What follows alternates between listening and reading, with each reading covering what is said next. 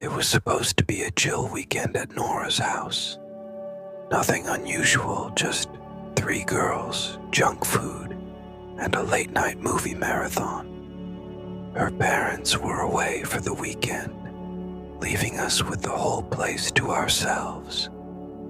I remember feeling excited, the kind of excitement that mixes with a faint nervousness, the way empty houses sometimes make you feel.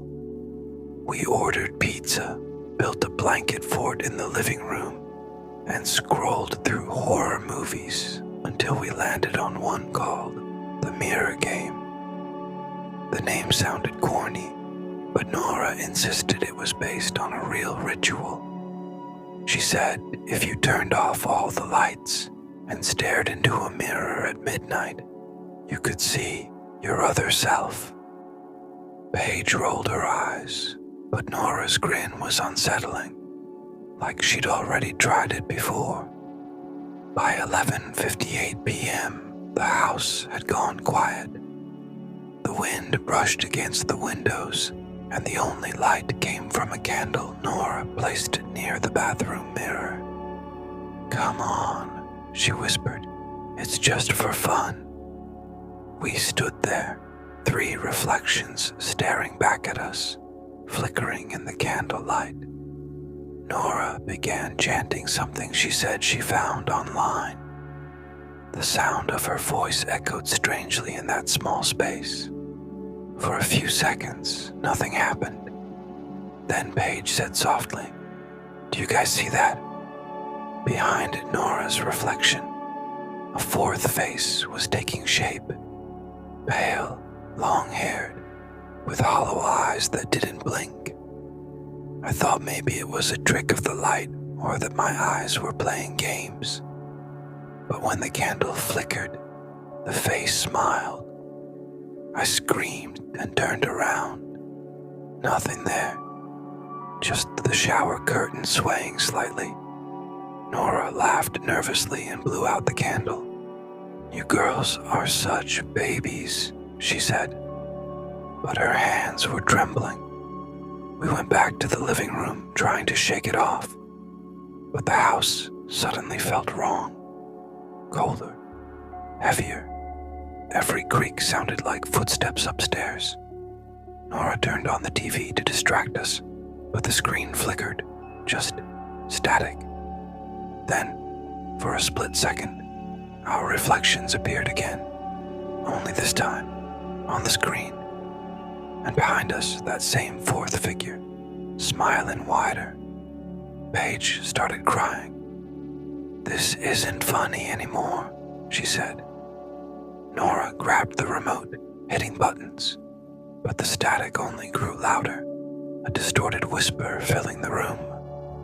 I swear I heard it say her name, Nora. We unplugged the TV, but the whisper didn't stop. It was coming from somewhere else, from the hallway mirror near the stairs. I glanced toward it and froze. Nora was standing in front of the mirror, staring into it like she was hypnotized.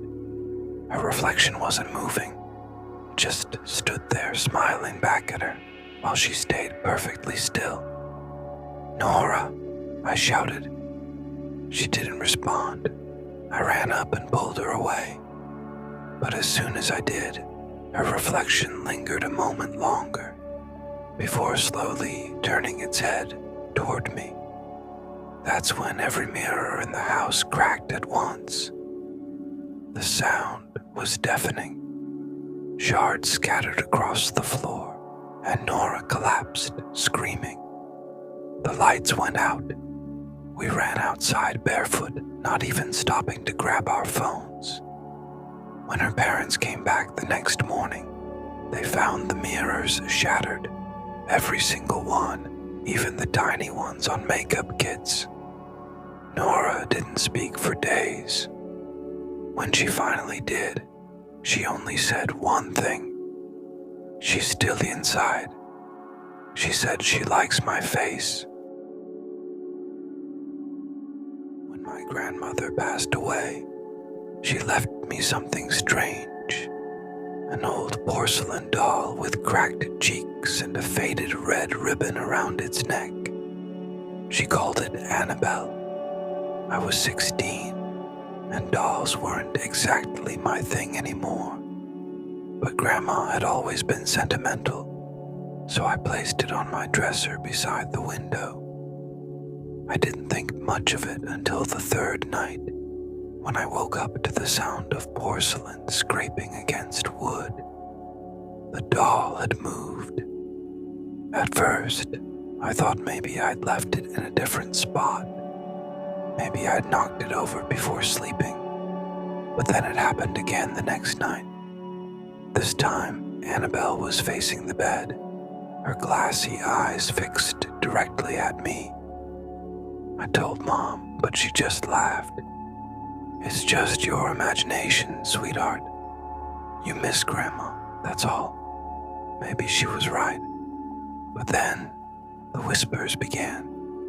Every night around 3 a.m., I'd hear someone softly humming, the same lullaby Grandma used to sing. The sound came from near the dresser. I started sleeping with headphones on, pretending everything was normal. But one night the humming stopped midway, replaced by a faint voice that said, "Don't look." My blood ran cold. I stayed frozen in bed, heart pounding. Slowly, the mattress dipped, like someone small had just climbed onto it. My breath hitched. I wanted to scream, but no sound came out. When I finally dared to turn my head, the doll was sitting beside me. I threw it across the room and ran to turn on the lights. The doll was gone. The next morning, Mom found it neatly sitting on the dresser again, the ribbon tied tighter than before. That's when I started noticing other things. The smell of Grandma's perfume lingering in my room, drawers opening by themselves, and my cat refusing to enter after sunset. One evening, I came home from school to find the words, "I protected you," written on my mirror in a shaky hand. I screamed for Mom, but she thought I was playing a prank. That night I set up my phone camera before sleeping, just to prove something was happening. Around 3:17 a.m., the camera caught movement. Annabelle's head turned toward the window. Then her arm lifted and pointed. Outside. The next morning, we discovered someone had tried to break into our backyard. The police said the lock had been tampered with. Nothing was stolen. But right below my bedroom window were muddy footprints. After that, I started feeling differently about the doll. Maybe she was protecting me, like the message said. Maybe Grandma had left her for that reason. For weeks, nothing else happened. Then, one night, I woke up to the sound of glass shattering. My mirror had cracked down the middle, and on my pillow lay a single porcelain shard, shaped almost like a teardrop. The doll was gone. Mom thought I threw it away, but I hadn't. We searched everywhere, but there was no trace, not even a chip of porcelain. A month later, a letter arrived in the mail, addressed to my grandmother's name. No return address. Inside was only one thing: Annabelle's red ribbon tied in a perfect bow. And at the bottom of the envelope, written in faded pencil, were the words, "You're safe now." She moved on. I needed a break. A few days away from the city, away from noise, screens, and people.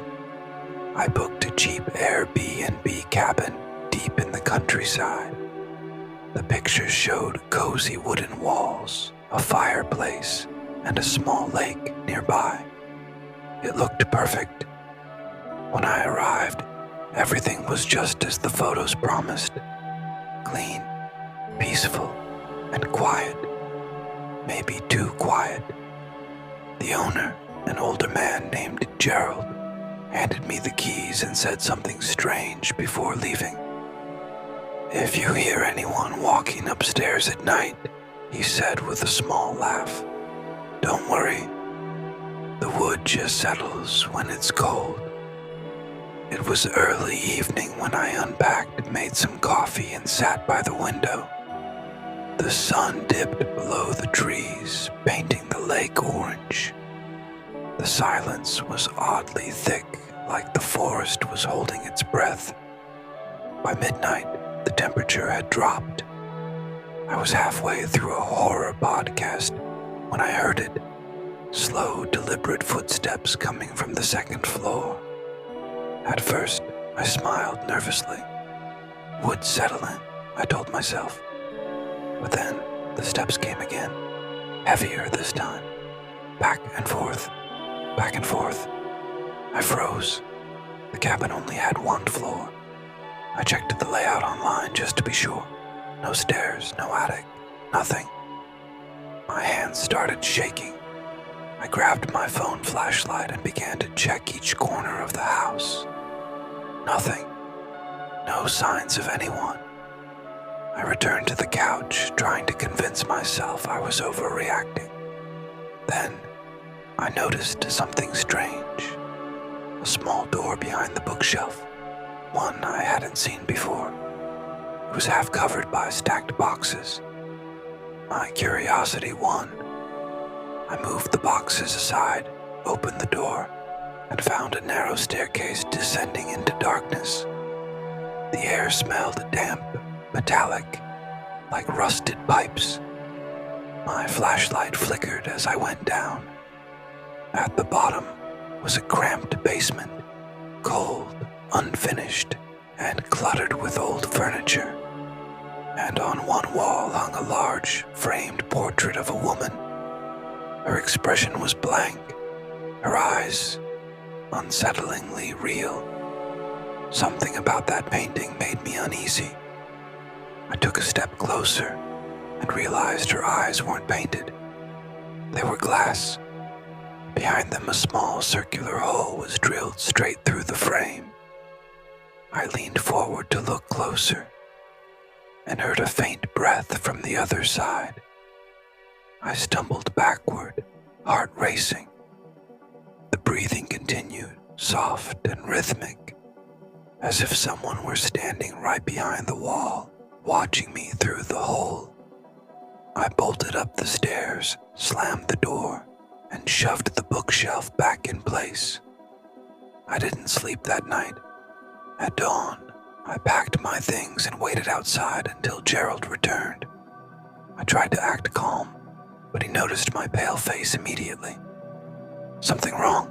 he asked. I hesitated. "Does anyone else live here?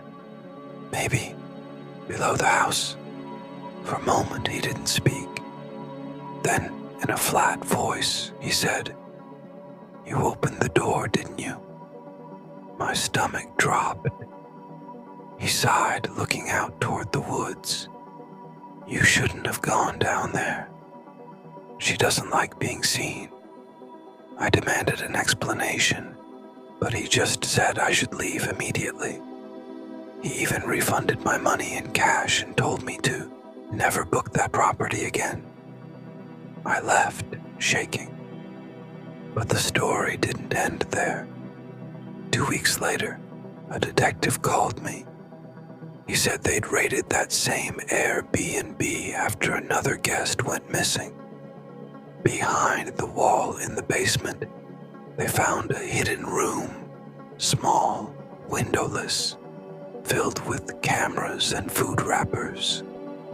Someone had been living there for months, watching guests through holes drilled behind mirrors and paintings.